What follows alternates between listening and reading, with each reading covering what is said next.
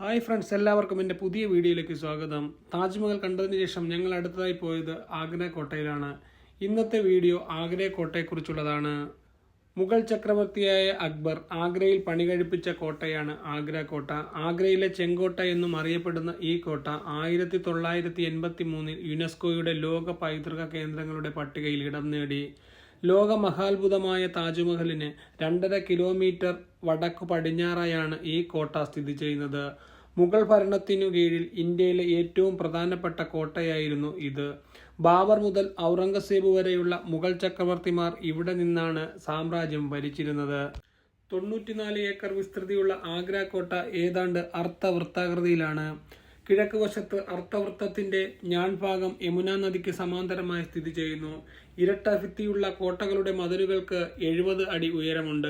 നൂറ്റാണ്ടുകൾ നീളുന്ന ചരിത്രത്തിന്റെ അടയാളങ്ങൾ ആഗ്ര കോട്ടയിൽ നിന്നും കണ്ടെടുക്കാം. നിരവധി രാജവംശങ്ങളുടെ പതനത്തിനും ഉയർത്തെഴുന്നേൽപ്പിനും പോരാട്ടങ്ങൾക്കും എല്ലാം ഈ കോട്ട സാക്ഷ്യം വഹിച്ചിട്ടുണ്ട്. രാജകീയ രഹസ്യങ്ങൾക്കും യുദ്ധതന്ത്രങ്ങൾക്കുമെല്ലാം ഇതിന്റെ ചുവരുകൾ സാക്ഷ്യം പറയും.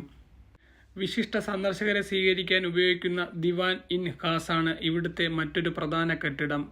ഹാളിനുള്ളിൽ 1636-37 കാലഘട്ടത്തിൽ കറുത്ത കല്ലിൽ പതിച്ച ഒരു Persian ലിഖിതമുണ്ട്.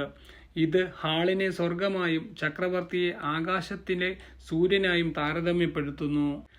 Agra കോട്ടയിലെ പൊതുസഭയാണ് divan in Ham എന്നറിയപ്പെടുന്നത്. സാധാരണക്കാർക്കായാണ് ഇത് നിർമ്മിച്ചത്.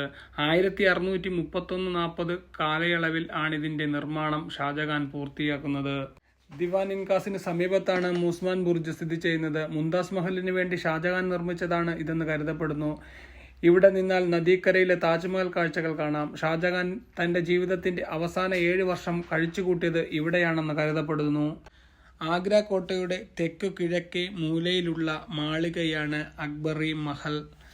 അക്ബറിന്റെ കാലത്ത് പണികഴിപ്പിച്ച ഈ മാളികയും തൊട്ടു വടക്കുള്ള ജഹാംഗീരി മഹലും ഒന്നുചേർന്ന് ബംഗാളി മഹൽ എന്ന് അറിയപ്പെട്ടിരുന്നത്. ആഗ്ര കോട്ടയുടെ നിർമ്മാണത്തിന്റെ ആദ്യഘട്ടത്തിൽ തന്നെയാണ് ഈ മാളിക നിർമ്മിക്കപ്പെട്ടത്. കല്ലുപാകിയ നടുമുറ്റമുള്ള അക്ബറി മഹലിന് ചുറ്റും മുറികളാണ്. ആഗ്ര കോട്ടകത്തെ കെട്ടിടങ്ങളിൽ അക്ബർ കാലഘട്ടത്തിൽ നിർമ്മിക്കപ്പെട്ടിട്ടുള്ള ഏറ്റവും പ്രധാനപ്പെട്ട മാളികയാണ് ജഹാംഗീർ മഹൽ. ആദ്യകാലങ്ങളിൽ ജഹാംഗീർ മഹലും അതിന് തെക്കുഭാഗത്തുള്ള അക്ബറി മഹലും ഒറ്റ കൊട്ടാരമായിരുന്നു. പിൽക്കാലത്ത് ഇത് 2 മാളികകളായി മാറ്റുകയായിരുന്നു. ജഹാംഗീർ മഹൽ ആഗ്ര കോട്ടയിലെ പ്രധാന അന്തഃപുരമായിരുന്നു. പൊതുവെ അക്ബറിന്റെ രജപുത്ര ഭാര്യമാരായിരുന്നു ഇവിടെ വസിച്ചിരുന്നത്. തെക്കുവശത്തെ കവാടത്തിലൂടെ കോട്ടയിലേക്ക് പ്രവേശിക്കുമ്പോൾ വലതുവശത്ത് ആദ്യമായി കാണപ്പെടുന്ന മാളികയായിരുന്നു ഇത്. ചുവന്ന കല്ലുകൾ കൊണ്ടാണ് ഇത് നിർമ്മിച്ചിരുന്നത്.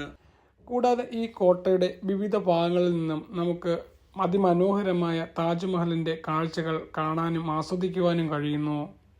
നിങ്ങൾക്ക് എൻ്റെ ഈ വീഡിയോ ഇഷ്ടപ്പെട്ടു എന്ന് കരുതുന്നു എങ്കിൽ വീഡിയോ ലൈക്ക് ചെയ്യുക, ഷെയർ ചെയ്യുക, എൻ്റെ ചാനൽ കൂടി സബ്സ്ക്രൈബ് ചെയ്യുക.